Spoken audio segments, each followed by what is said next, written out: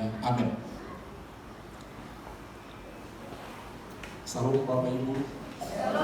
Salam Bapak Ibu saudara semua. Kita bersyukur kepada Tuhan diberi ketenangan beribadah saudara. Kita bersyukur bisa tahun ini hanya sekali memperingati hari kenaikan Tuhan. Dan itu sangat penting saudara, karena kalau Tuhan Yesus tidak naik ke surga, sia-sia semua apa yang kita imani. Dan kalau dia tidak pergi ke sana, kita tidak punya tempat kemana tujuan kita saudara. Jadi yang ingin pergi ke sana harus juga merayakannya saudara, menghormati dia yang kita percayai. Baik, kita akan nikmati firman Tuhan dari kitab Kisah Para Rasul pasal pertama, ayat pertama sampai ayatnya yang ke-11. Mari Bapak Ibu saudara yang saya kasih, kita bangkit berdiri. Kita akan baca kitab suci kita, Alkitab kita. Saya mulai dari ayat yang pertama. Hai Theophilus, dalam bukuku yang pertama aku menulis tentang segala sesuatu yang dikerjakan dan diajarkan Yesus. Sampai pada hari yang pertama, sebelum itu ia telah memberikan perhatian kepada rasul-rasul dan pimpinan-Nya. Kepada mereka ia menunjukkan dirinya setelah penderitaannya selesai, dan dengan banyak tanda ia membuktikan bahwa ia hidup. Sebab selama 40 hari ia berulang-ulang menampakkan diri dan berbicara kepada mereka tentang kerajaan Allah. Pada suatu hari ketika ia makan bersama-sama dengan mereka, ia melarang mereka tinggal di Yerusalem, dan menyuruh mereka tinggal di situ dan tidak menjadi Bapa, yang kiranya katanya, telah kamu dengar daripadaku. Sebab Yohanes membaptis dengan air, tetapi tidak lama lagi kamu akan dibaptis dengan Roh Kudus. Maka katanya mereka yang berkumpul di situ, Tuhan, maukah Engkau pada masa ini memulihkan mereka dalam kesemarakatan? Jawabnya, engkau tidak perlu mengetahui masa dan waktu yang ditetapkan Bapa sendiri menurut kuasanya. Tetapi kamu akan menjadi kuasa kalau Roh Kudus turun ke atas kamu, dan kamu akan menjadi saksiku di Yerusalem dan di seluruh Yudea dan Samaria dan sampai ke ujung bumi. Sesudah ia mengatakan demikian, terangkatlah ia disaksikan oleh mereka, dan awan menutupinya dari pandangan mereka. Ketika mereka sedang mengatakan waktu ia naik itu, tiba-tiba berdirilah 2 orang yang berpakaian putih di antara mereka dan berkata kepada mereka, hai orang-orang Galilea, mengapakah kamu berdiri melihat ke langit? Yesus ini yang terangkat ke sorga meninggalkan kamu akan datang kembali dengan cara yang sama seperti kamu melihat dia naik ke sorga. Puji Tuhan. Silakan duduk. Yang berbahagia adalah orang-orang yang mau mendengar firman Tuhan dan yang mau melakukannya. Saudara, hari kenaikan Tuhan Yesus ke sorga berbeda dengan ketika pesawat naik, dia take off, kemudian dia terbang dan dia landing dari bumi ke bumi juga, saudara, lalu dia naik. Tetapi berbeda dengan Tuhan Yesus, dia naik ke surga, 2 tempat yang berbeda. Tidak seperti kita naik pesawat ya, dari Medan ke Jakarta. Memang naik pesawat itu, tapi ke bumi juga, saudaraku. Nah, jadi ada satu peristiwa perpindahan tempat dari yang sifatnya tidak kekal, yaitu bumi dunia dengan segala problemnya, naik ke tempat yang jauh berbeda, jauh lebih luas, jauh lebih indah, yang luar biasa, yaitu sorga, saudara. Peristiwa kenaikan Tuhan Yesus bukan satu perumpamaan. Semua ada banyak cerita atau kisah di Alkitab, orang pikir perumpamaan. Misalnya saudara, tentang Lazarus dan orang kaya. Lazarus naik ke sorga, duduk di pangkuan Abraham. Orang kaya itu di sorga, kata mereka. Bukan, itu bukan kisah nyata. Sebab sebelumnya Tuhan Yesus sedang bercerita tentang perumpamaan. Ya, ada kepercayaan seperti itu, tetapi itu adalah kisah nyata bahwa surga dan neraka memang ada, saudara. Kita sangat penting merayakan ini karena kita ingin ke sana. Ya enak saja. Ya nggak tahu siapa yang mau membawa, yang punya rumah. Ya kita nggak pernah hubungan apa-apa dengan pemilik surga itu. Terus kita katakan kita akan ke sana, saudara. Dan akan mendapat fasilitas semua, saudara. Ini perlu dipertanyakan kepada kita. Saudara, Tuhan Yesus bangkit itu bukan mudah dipercaya, apalagi kenaikan. Ada kepercayaan di luar Kristen yang mengatakan bahwa Yesus tidak disalibkan, tetapi yang disalibkan itu adalah muridnya yang disamakan wajahnya dengan Yesus, sementara Yesus sendiri tidak disalibkan, dia langsung naik ke surga. Dikatakan demikian. Jadi dia naik ke surga tanpa melalui salib. Saudara yang dikasih, pengampunan dosa hanya melalui salib. Sebab di situ ada darah dicurahkan, saudara. Dan hanya darah yang kudus yang diterima untuk bisa orang disucikan dosanya. Dan untuk meyakinkan orang bahwa Yesus benar-benar bangkit. Dia yang mati itu, dia yang hidup, yang bangkit itu, untuk membuktikan bahwa benar-benar dia yang mati. Kalau Yudas yang mati, tentu tidak bangkit. Kalau Yudas yang mati atau satu murid yang mati bukan Tuhan Yesus, siapa yang naik? Ini perlu kita ingat. Itu sebabnya Tuhan Yesus sampai 40 hari dia meyakinkan orang, menampakkan diri kepada ini. Di kota Yerusalem, hanya sekali dia di luar kota, yaitu kepada 2 orang yang sedang berjalan ke Emmaus di luar kota. Ini mau tinggalkan kota, padahal sudah diperintahkan, ya jangan tinggalkan kota, orang ini pergi pulang. Ya, mereka berjumpa dengan Tuhan Yesus dan dikatakan bahwa Tuhan Yesus bangkit. Saudara, untuk menyatakan dia benar-benar bangkit, kita akan melihat, saudara yang kekasih, bagaimana kita memaknai hari kenaikan Tuhan. Ini puncak daripada kekristenan. Waktu-waktu kita di dunia ini, saudara, puncaknya. Ada beberapa hal yang kita lihat. Tadi sudah kita lihat berpindah tempat. Berpindah tempat dari bumi ke surga itu menunjukkan kepada kita bahwa tempat saudara tinggal di dunia ini tidak selamanya. Ada fase-fase hidup orang. Hadir di dunia lahir, dia besar, bersekolah, menikah, dan lain sebagainya, meninggal. Jadi saudara, ada fase-fase itu, dan saudara harus ingat fase itu. Ya, memang sekarang fasenya lagi di dunia, tapi ingat ada satu titik masa, menit bahwa saudara berhenti. Saudara harus menentukan surga atau neraka. Ini yang perlu kita ingat.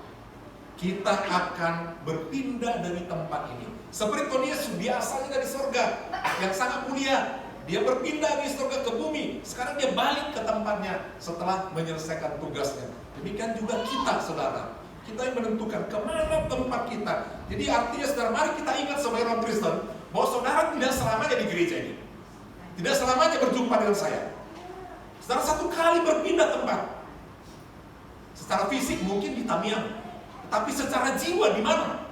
Perlu kita ingat. Itu sebabnya jangan bermain-main dengan iman kekristenan. Kalau Kristen ya bergereja. Kalau Kristen ikuti. Karena apa? Pemimpin kita itu jelas mengatakan mau tinggal atau mau ikut aku. Jadi yang pertama yang perlu kita ingat di memperingati hari kenaikan Tuhan itu, kita satu kali berpindah tempat. Sekarang masih bisa kiri kanan. Oh ini di sini Rizka, di sampingnya ada NJ. Sekarang sampingnya ada Kasa, sama-sama melayani Tuhan. Oh kita senang sekali. Oh 2:10 malam kita senang. Satu kali kita tidak tahu, satu telah berpindah tempatnya, tidak ada lagi. Kita bisa merasa sedih. Nah itu sebabnya saudara kita harus ingat bahwa kita satu kali berpindah tempat. Itu yang perlu kita ingat, berpindah tempat. Dan berpindah tempat ini bukan main-main, saudara. Itu ditentukan oleh kita. Memang kita diselamatkan oleh iman, pindah ke tempat itu. Tetapi itu kan baru satu lokasi yang sangat luas di surga. Dan satu tempat memang diberikan kepada semua orang percaya. Tetapi bagaimana situasi kita, kehidupan kita kelak di sana, ditentukan oleh semua perbuatan kita.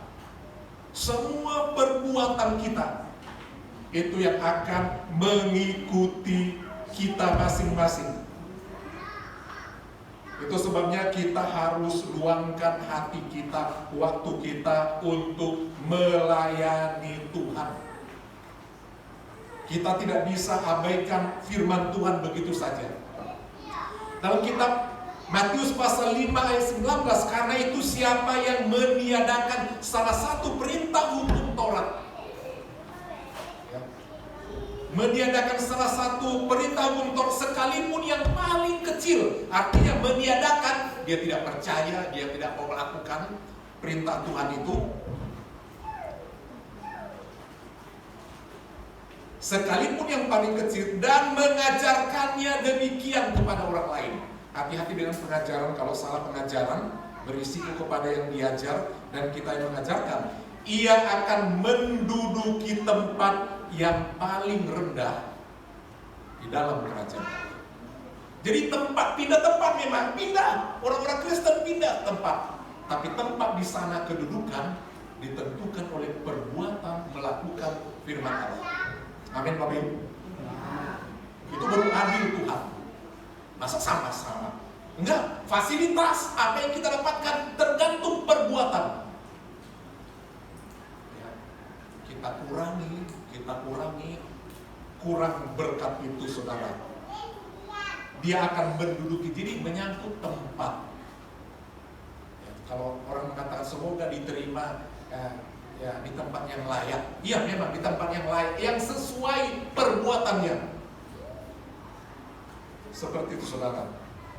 Tetapi siapa yang melakukan dan yang mengajarkan segala perintah hukum Taurat, ia akan menduduki tempat yang tinggi di dalam kerajaan sorga. Jadi karena tempat itu bisa berjauh-jauhan sesuai dengan perbuatan, kita bisa tahu orang, teman kita di mana tempatnya di sorga sesuai dengan perbuatan masing-masing. Saudara. Jadi rumah kita di sorga kelak sesuai dengan bangunan yang kita kirimkan ke sorga. Bahan bangunan kita nanti di sorga. Saudara, di dunia ini kita ini kan real kan? Di dunia ini kita punya real. Rumah si A di sini, coupling ini, bahan bangunannya begini, isinya ini. Suasana di sana begini. Itu real, nyata. Jangan lupa saudara, di sorga real, nyata. Bagaimana saudara bisa melihat, bagaimana bisa tertawa, bagaimana senang susahnya saudara, itu nyata. Jadi itu bukan alam hayalan, alam suasana. Hanya suasana, kita tidak bisa pegang tubuh kita.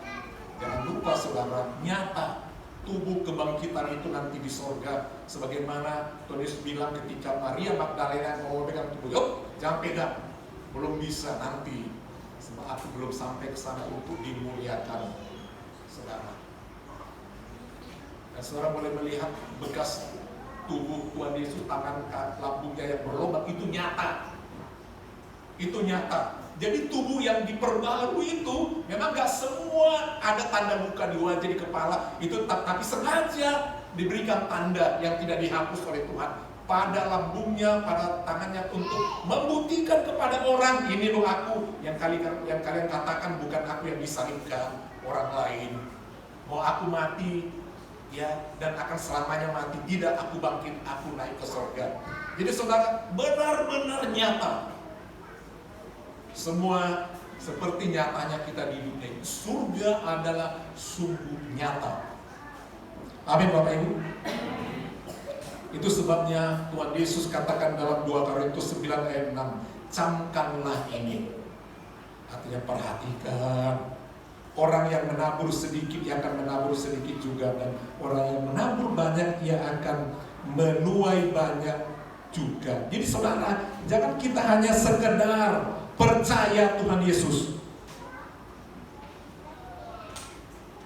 Tidak boleh, tidak cukup hanya sekedar percaya. Kita harus berusaha melakukan sesuatu.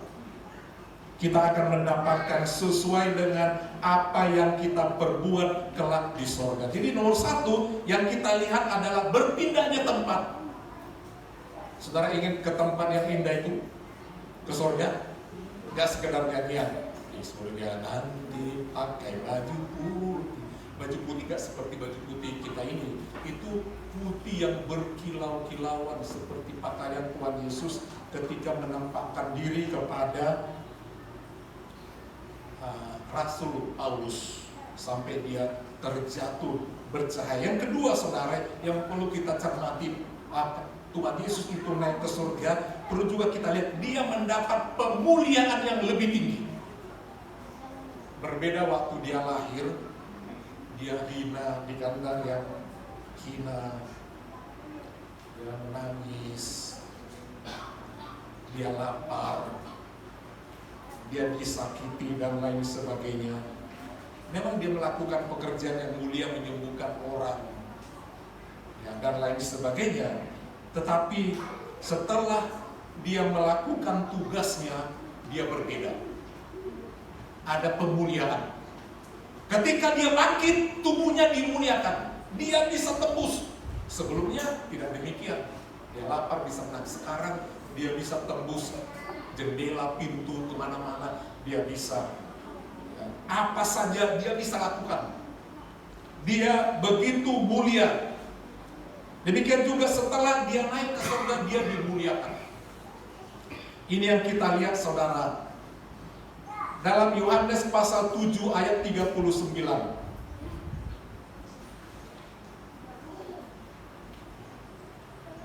Yang dimaksudkannya ialah roh yang akan diterima oleh mereka yang percaya kepadanya. Artinya Roh Kudus akan diberikan. Sebab roh itu belum datang, Roh Kudus belum datang, karena Yesus belum dimuliakan. Jadi di situ Tuhan Yesus dimuliakan di sorga.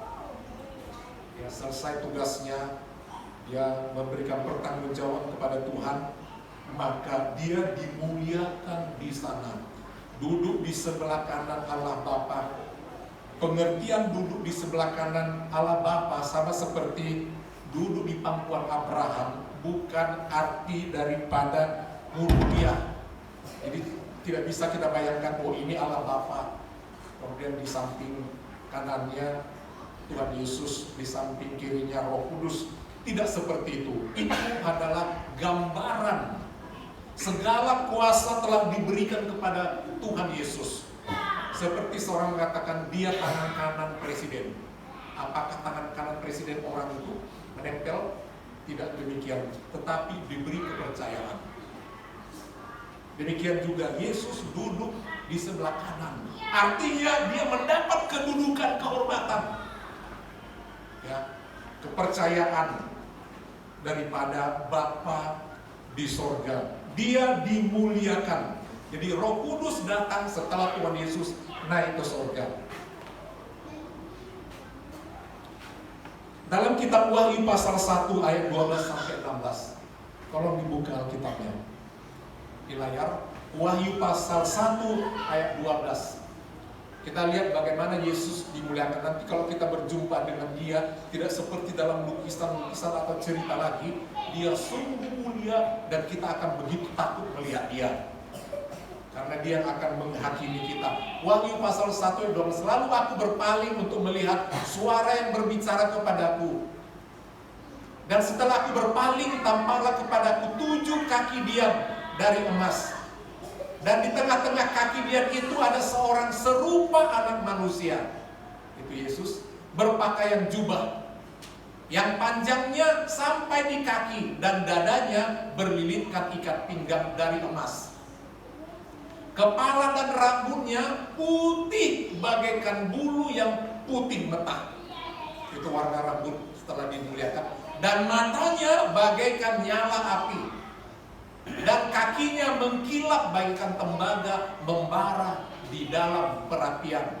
Suaranya bagaikan desau air bah. Dan di tangan kanannya ia memegang 7 bintang. Dan dari mulutnya keluar sebilah pedang yang tajam. Begitu nanti kondisi dia mau menghakimi manusia, saudara. Jadi mari kita sebagai anak-anak Tuhan jangan lagi hanya sekedar sebagai orang Kristen. Mari kita berbuat untuk tempat kita nanti di sorga, bagaimana kehidupan kita di sorga. Itu sesungguhnya sesuai dengan apa perbuatan kita masing-masing. Yeremia pasal 17 ayat 10. Yeremia 17 ayat 10. Aku Tuhan, kata Tuhan Yesus ya, kata Allah, Tuhan yang menyelidiki hati, yang menguji batin untuk memberi balasan kepada setiap orang setimpal dengan tingkah langkahnya.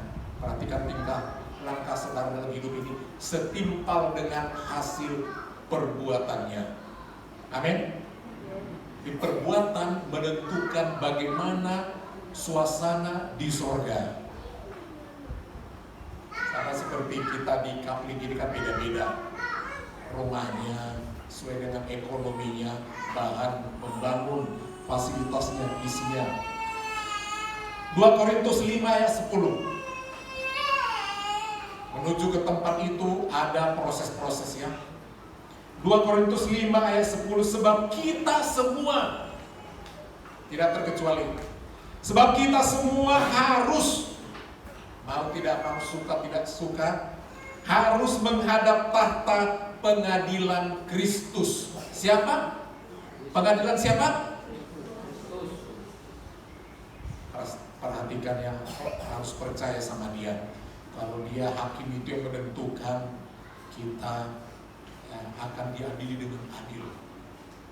Supaya setiap orang memperoleh apa yang patut diterimanya. Apa yang patut, tidak ada salah memberi, sesuai dengan perbuatan yang patut, sesuai dengan yang dilakukannya dalam hidupnya ini, baik ataupun jahat. Nah, pengadilan itu ada dua. Yang pertama, ketika kita langsung mati, di situ kita mati langsung diadili secara pribadi. Kristen, kalau dia Kristen, pengadilannya itu secara pribadi, dia ditempatkan di tempat peristirahatannya, tubuhnya beristirahat, jiwanya pun beristirahat di tempat yang tenang tentunya. Tapi di sana pun dia sesuai juga dengan bagaimana dia di dunia, tempat yang sangat luas itu. Baru nanti ada pengadilan untuk menentukan di mana tempat permanen di surga. Barulah di situ saudara yang abadi. Itu pun ditentukan nanti dengan perbuatan kita. Jadi di surga itu juga tempat yang disiapkan Tuhan itu beda-beda sesuai dengan perbuatan kita masing-masing, sesuai dengan pengorbanan kita masing-masing sebagai anak-anak Tuhan. Jadi mari kita berusaha melayani Tuhan, tidak sekedar percaya. Amin. Iya. Kalau ada orang masuk neraka, yang tidak percaya, Tuhan tidak siapkan surga untuk orang, Tuhan tidak siapkan neraka untuk orang percaya. Jadi pastikan saudara percaya. Nah, orang yang masuk neraka pun jangan dikira sama levelnya. Tingkatan neraka juga ada tingkat-tingkatnya, karena sesuai dengan perbuatannya, ngerinya, panasnya, sesuai dengan perbuatannya masing-masing. Lebih jahat, lebih mengerikan. Itu berbeda-beda semuanya saudara. Jadi semua sesuai dengan perbuatannya masing-masing. Saudara ingin mendapatkan kemuliaan seperti Kristus? Kalau kita bangkit, diberi tubuh yang baru.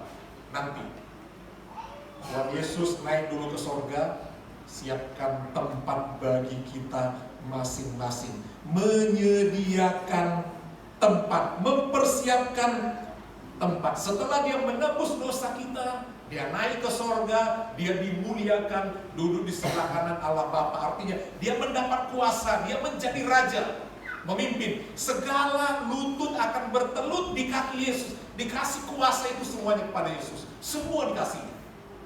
Itu sebabnya Dikatakan kepada Filipus, Filipus, kau nggak percaya? Kau bilang, tunjukkanlah kepadaku Bapa itu. Kau tidak tahu, ya? Kau melihat aku telah melihat Bapa. Seperti itu. Jadi saudara, kita harus mengerti bahwa Allah atau Yesus Kristus di sana dimuliakan, dan setelah dimuliakan Dia menyediakan tempat. Tempatnya disediakan sesuai dengan perbuatan kita. Jadi di sorga Tuhan Yesus selalu melihat kita, mempersiapkan. Oh, tanggal sekian dia udah percaya sama aku. Ini tempat. Baru tempat kosong. Baru kapling kosong. Kemudian kita mulai melayani Tuhan untuk nanti tinggal di sorga. Oh, kita berbuat ini. Itu mulai didirikan bangunan itu sesuai dengan perbuatan masing-masing. Semakin kita baik melakukan banyak pelayanan yang indah untuk Tuhan. Saudara jangan katakan, oh saya miskin, saya nggak punya apa, jadi nanti aku di surga bagaimana? Aku tidak bisa kasih banyak-banyak, karena memang begini. Saudara, yang Tuhan lihat adalah dari persentase yang kita punya. Itu sebabnya ketika janda miskin datang ke gereja, dia kasih uang pecah. Gaji sehari dibandingkan dengan manajer, mungkin itu ganjal-ganjal apanya saja. Tapi Tuhan Yesus katakan, ini yang banyak nanti dapat pahala. Jadi dari persentasenya, amin. Ya bukan dari jumlahnya, dari persentase yang kita punya. Jadi nanti bisa kita melihat, Lazarus tempatnya nyaman. Berarti dia walaupun miskin, sakit-sakitan, rajin melayani Tuhan. Dan orang kaya itu hanya dinikmati sendiri makanannya. Ternyata boro-boro sampai di surga, dia di neraka menderita. Jadi saudara, sesuai dengan apa yang kita lakukan, sesuai dengan keadaan kita, kita akan ditempatkan di sana. Jadi nanti bangunan itu sesuai dengan apakah berbahan emas, apakah berbahan batu atau berbahan kayu, atau semuanya saudara serba rumbia, serba daun-daun. Kita tidak tahu, tetapi semua itu dihitung oleh Tuhan Yesus Kristus nanti di sorga. Itu tempatnya kita sesuai dengan apa yang kita lakukan di dunia ini, saudara. Nah, kita melihat saudara apa urutan-urutan Yesus sampai di sorga yang harus kita ikuti. Yang pertama perlu kita ingat bahwa misi Tuhan Yesus di dunia sudah selesai. Itu sebabnya saudara di kayu salib dia katakan sudah selesai. Tabir bait suci koyak saudara menggambarkan penebusan, pengampunan dosa hanya oleh Tuhan Yesus.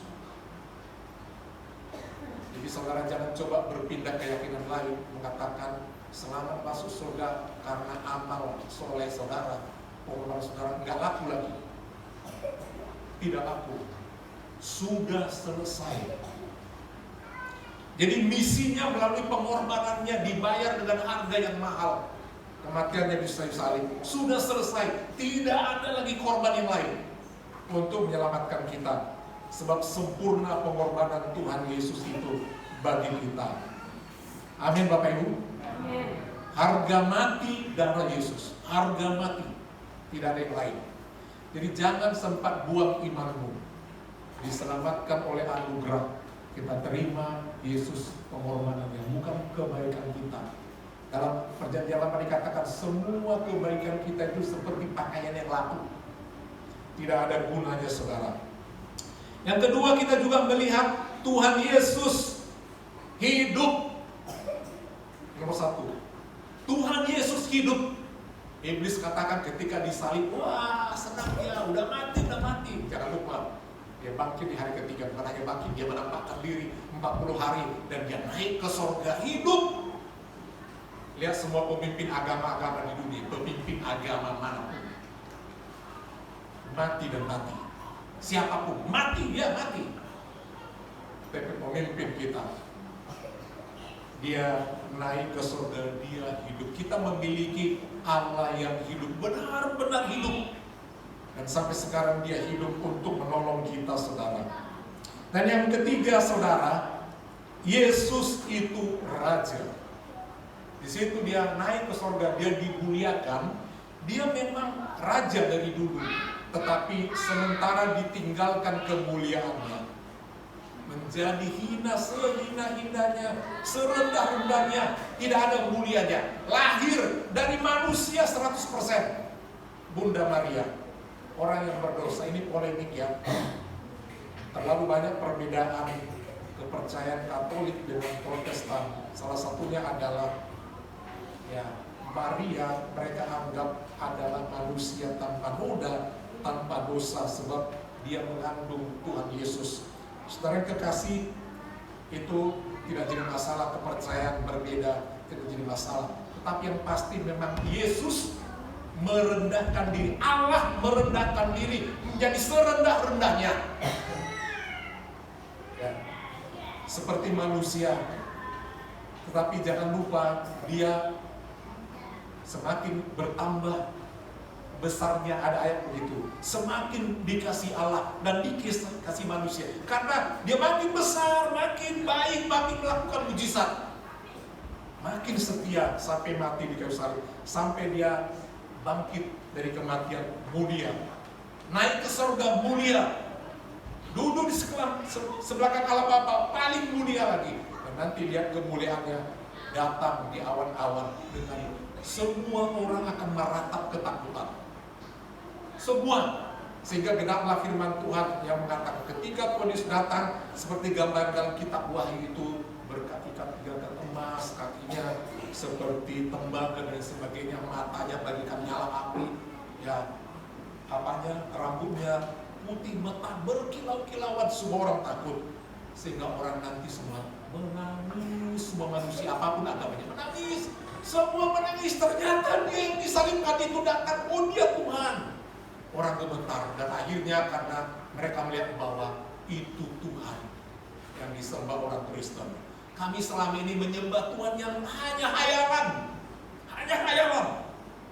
tidak nyata. Allah orang itu datang menjadi manusia, dan karena orang dia Allah, dia datang menyatakan kemuliaannya. Semua orang akan menangis, dan semua lutut saking takut ya. Coba saudara mau dihukum misalnya, apa saudara lakukan mau dihukum? Pasti saudara berlutut sama si penghukum itu. Ampun, maafkan. Kan begitu ketakutan. Ampun, maafkan saya lupa. Maafkan saya Tuhan, ternyata Engkau Tuhan. Maafkan selama ini aku menghina-hina Engkau. Dan sebagainya. Berlutut. Dan semuanya menyembah. Semua kaki akan bertekuk lutut. Dan semua lidah akan mengaku Yesus Tuhan. Amin. Yesus Tuhan. Nanti baru kelihatan. Dia adalah Raja. Dialah yang menguasai. Raja di atas segala raja. Allah di atas segala Allah. Dia Allah yang maha kuasa. Allah-Allah lain artinya Allah-Allah sesembahan, dewa-dewi, huruf kecil semuanya ini. Allah ini, Allah ini, Allah ini. Dalam Buddha atau Hindu itu ratusan Allah mereka. Yang tertinggi adalah Buddha. Ya, tingkat tertinggi.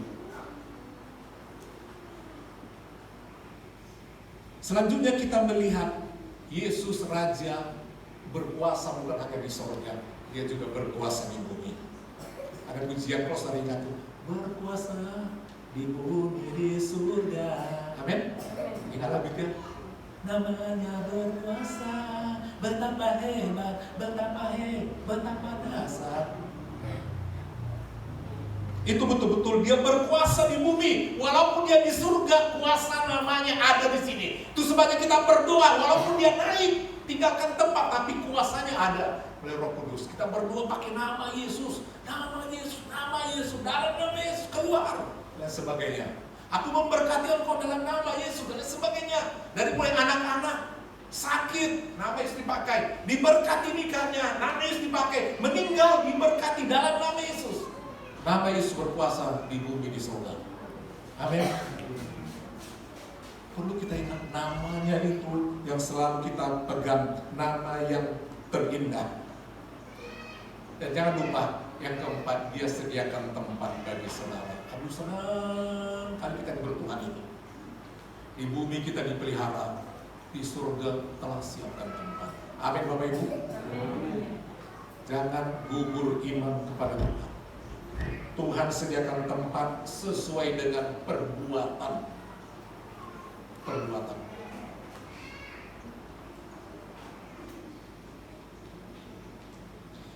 Kenaikan ke sorga juga membuktikan siapa Yesus asal usulnya. Banyak orang berkata, Yesus itu manusia. Bodoh kali orang Kristen itu nyembah manusia.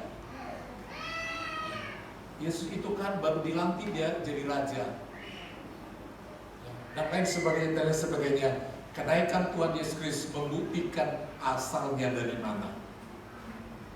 Asalnya dari mana? Dari mana asal Yesus? Dari mana? Jadi dari sorga. Jadi kalau ada orang yang mengejek, gak lama ada di bumi ini. Tuhan Yesus umurnya gak lama, 33,5 tahun kira-kira di dunia ini dia. Melayani pun 3,5 tahun, gak lama.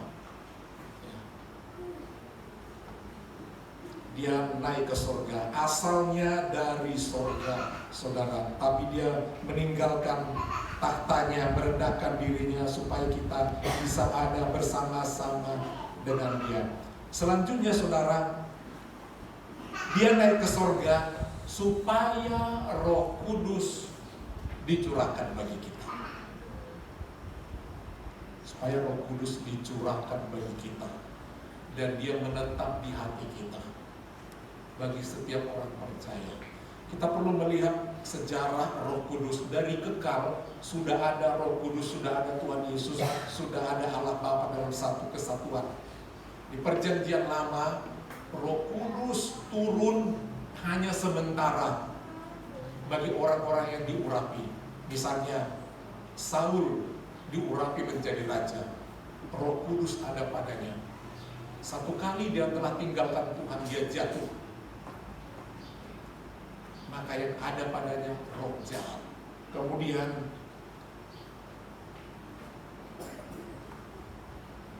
Daud dipanggil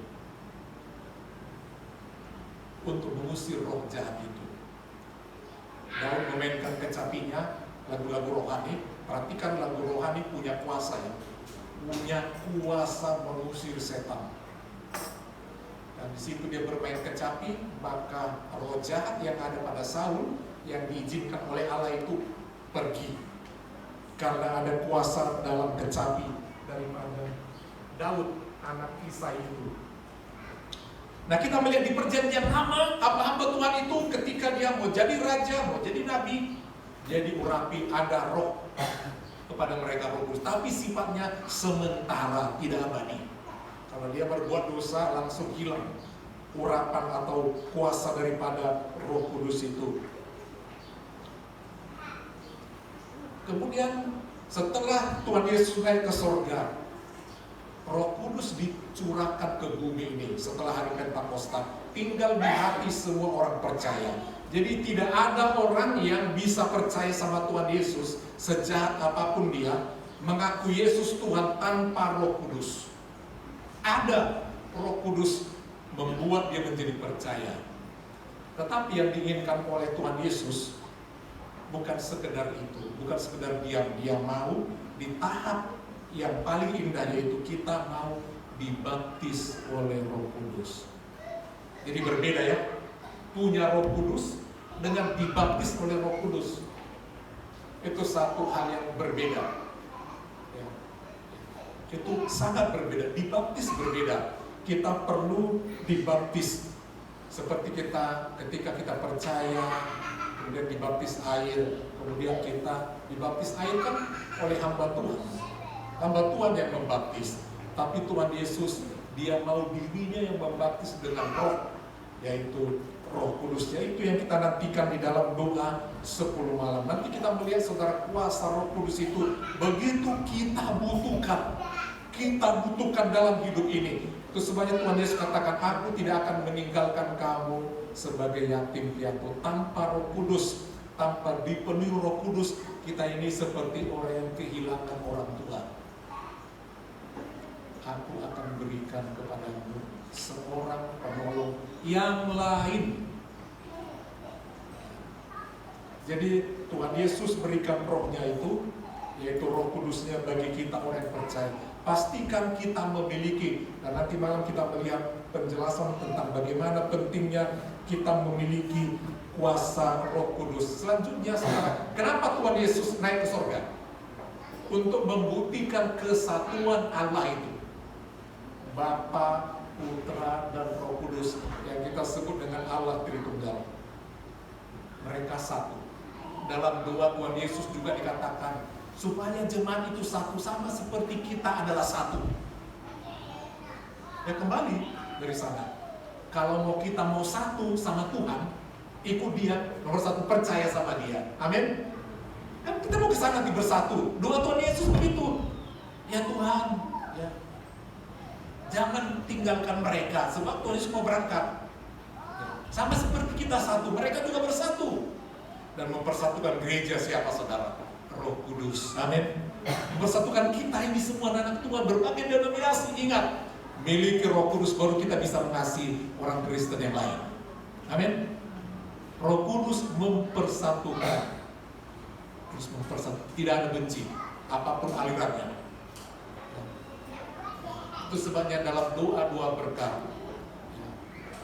berkat daripada Allah Bapa, cinta kasih Yesus Kristus kepada Tuhan, dan persekutuan, amin, persekutuan dalam Allah Roh Kudus,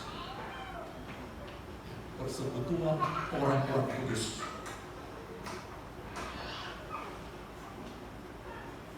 Dan yang terakhir, Tuhan Yesus akan datang kedua kali. Yang terakhir, datang tadinya dalam kehinaan, yang terakhir datang dalam kemuliaan, datang dalam segala kemuliaannya, dan Dia datang untuk menghakimi. Ketika Dia datang ke dunia sebagai manusia tidak menghakimi, selalu mengampuni. Amin. Selalu mengampuni, pokoknya mengampuni, menyembuhkan, memulihkan, memberkati semua. Tapi ketika Dia datang nanti, enggak lagi. Dia menghakimi, menentukan tempat kita. Jadi selalu datang sama Dia, jangan tinggal. Kalau sudah hakim di pihak kita, apa lagi yang kita takutkan dalam pengadilan nanti? Amin. Apa lagi yang kita takutkan? Gak ada lagi. Gak ada yang bayar-bayar. Kita mau sogok hakim itu supaya nanti aku dibebaskan. Gak ada lagi. Jika Allah di pihak kita, kata firman Tuhan, siapakah lawan kita? Tidak ada lagi, saudara. Jadi kita bersyukur bisa rayakan kenaikan Tuhan. Saudara mau naik ke sana, jangan tinggalkan Tuhan. Saudara mau punya keindahan di surga, berbuat yang banyak bagi Tuhan. Amin. Berbuat yang banyak bagi Tuhan. Jangan pernah hitung-hitungan. Ya berapa lama yang kita tahan-tahan di dunia kita nikmati. Coba pikir-pikir, berapa lama kita simpan baju kita di rumah? Berapa lama kita pakai? Saudara punya misalnya 20 baju. Mungkin saudara bingung mau pakainya ya. 20 baju ya.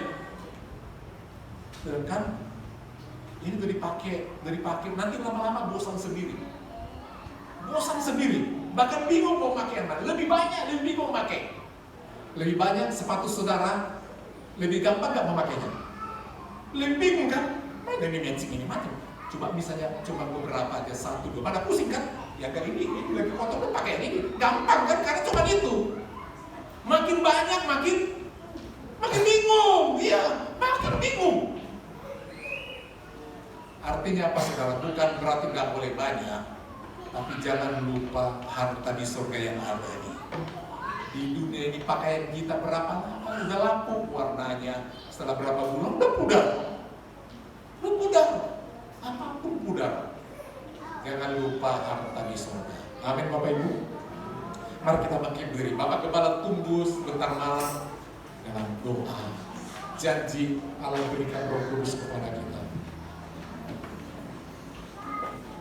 Pujian sederhana mengatakan, dimuliakan, ditinggikan Yesus Tuhan, Kau Rajaku.